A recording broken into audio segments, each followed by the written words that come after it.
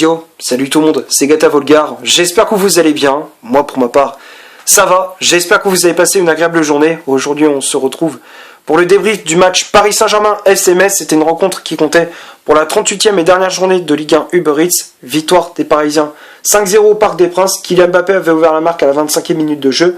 À la 28e, l'attaquant français inscrit un doublé. 31e, Neymar porte le score à 3-0. 50e, but de Mbappé. Et à la 67e, but d'André Di Maria. Et avec ce résultat, le club de la capitale termine sa saison 2021-2022 à la première place, avec 86 points, 26 victoires, 8 matchs nuls, 4 défaites. Je vais vous donner aussi les informations importantes de cette 38e journée.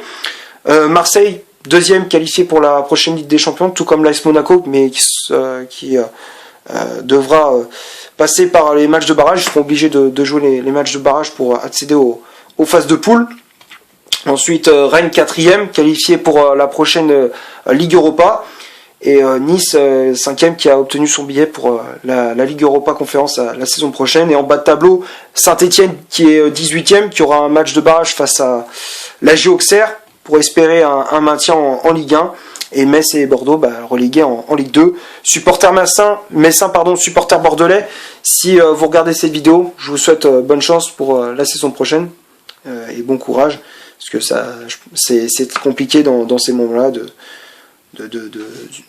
subir ce genre de choses, c'est très compliqué. Alors, pour débriefer ces 90 minutes, pour revenir à ce match face aux Messins, ça a été une rencontre où il y a eu beaucoup d'émotions. Forcément, il y avait la prolongation de Kylian Mbappé jusqu'en juin 2025. Ça fait plaisir. On avait tous le sourire jusqu'aux oreilles. Tous les supporters parisiens, ils avaient le sourire. Moi personnellement, j'étais très content. Je m'attendais vraiment pas à cette prolongation.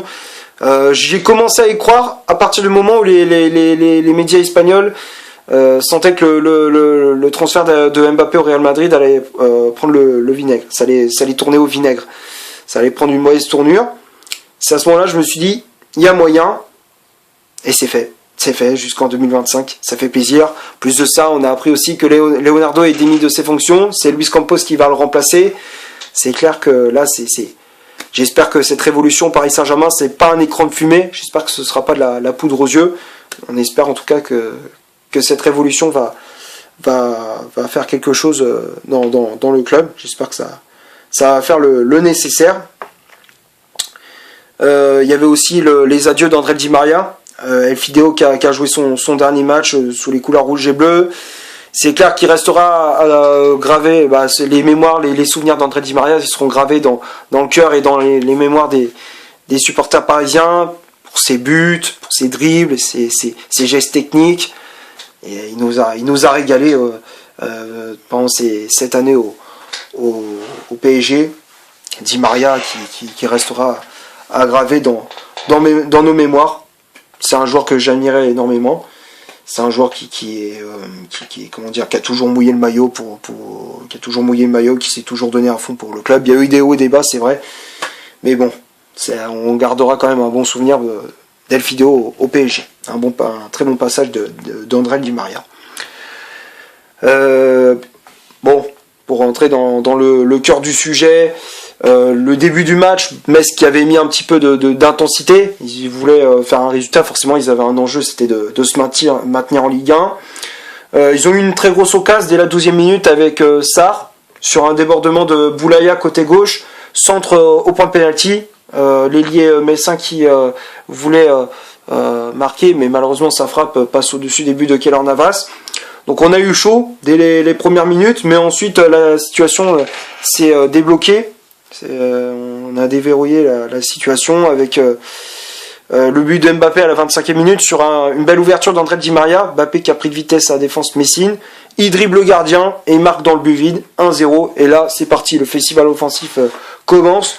3 minutes après son premier but, il marque un deuxième sur une ouverture de Léo Messi. La frappe, elle est déviée par le défenseur messin et ça passe entre les jambes du gardien. 2-0 et encore on enchaîne 3-0 avec Neymar sur une belle ouverture de Messi. Mbappé qui avait le ballon encore une fois dans les pieds, mais il a été enlevé par un défenseur messin au dernier moment, mais finalement Neymar avait bien suivi. 3-0, et Neymar au passage qui inscrit son 100e but sous le maillot parisien. Donc à la mi-temps 3-0 pour le club de la capitale. La deuxième période, ça continue.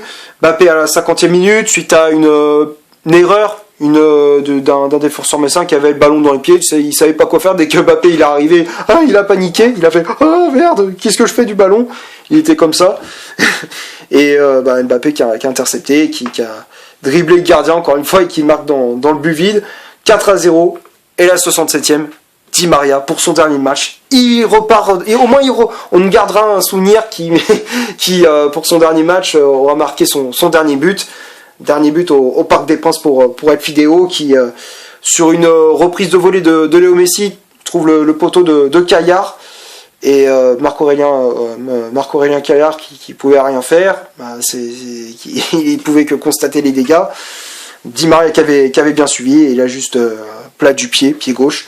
5-0, et on en restera là. C'est une victoire écrasante des Parisiens. On va passer maintenant à la composition d'équipe que Mauricio Pochettino a aligné pour cette rencontre. Donc ça a été un 4-4-2 sur la feuille de match. Navas dans les buts, Marquinhos et Sergio Ramos pour former la charnière centrale, les latéraux Hakimi à droite, Kimpembe à gauche, un poste assez inhabituel pour le défenseur français. Les latéraux, je dis n'importe quoi. Le milieu de terrain, Danilo associé à Marco Verratti. Neymar milieu latéral gauche, Di Maria milieu latéral droit, Mbappé et Messi pour former le duo d'attaque du PSG. Et Pochettino qui a fait les changements, l'entrée en jeu de Le Tellier, troisième gardien parisien qui a joué quelques minutes pour le titre de champion propre. Généralement quand les joueurs ils ont pas joué un match de la saison, l'entraîneur il dit bon allez on va faire jouer quelques minutes comme ça il est champion. L'entrée en jeu de Kéré à la place d'Hakimi, Gay à la place de Marco Verratti, Jorginho Wijnaldum à la place de Neymar, Neymar qui était entré en jeu à la place de Wijnaldum, et Ander Herrera à la place de Di Maria. Pas grand chose à dire pour cette composition d'équipe. Alors on a vu ce 4-4-2, après ça s'est transformé en 4-2-3 avec Léo Messi en numéro 10. Ça, pour le dernier match de la saison, c'était cohérent ce qu'on a fait.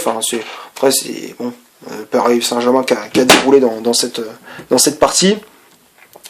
On va passer maintenant au stade de cette rencontre. Le PSG 75% de possession de balle, 4 corners, 22 tirs au total, donc 12 tirs cadrés, 2 hors-jeu signalés, côté messin, 25% de possession de balle, 2 corners, 3 tirs au total, dont une frappe cadrée, 2 hors-jeu signalés. Donc quand on regarde les stats, Paris a clairement dominé ce match, de la première jusqu'à la dernière minute, en termes de possession de balle, en termes de duel, de l'agressivité, de l'engagement. Ils ont tout mis, les Parisiens, ils ont mis tous les ingrédients pour faire une grosse performance. En termes d'occasion, c'était très tranchant dans la finition. C'est le tarif fait maison, comme on dit, le tarif maison. Bon, je suis désolé pour vous, supporters messins, mais bon, c'est comme ça, c'est le football. Les tops et les flops, franchement, il y a personne qui a été décevant. Pour moi, tout le monde a été bon.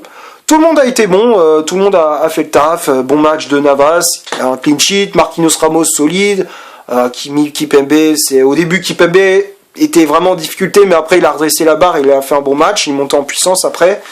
Danilo Verratti, bon match aussi, Danilo qui a fait du pressing, qui a mis de l'agressivité, comme Verratti qui a distribué le jeu et tout. Neymar et Di Maria, les ailiers, ils ont fait un très bon match. Neymar buteur, Di Maria passeur et buteur, match complet de l'Argentin. Messi, il n'a pas marqué, mais il a été auteur d'une passe décisive. Il a manqué de réussite, c'est vrai, mais il a fait quand même un bon match. Mbappé, encore une fois, il régale.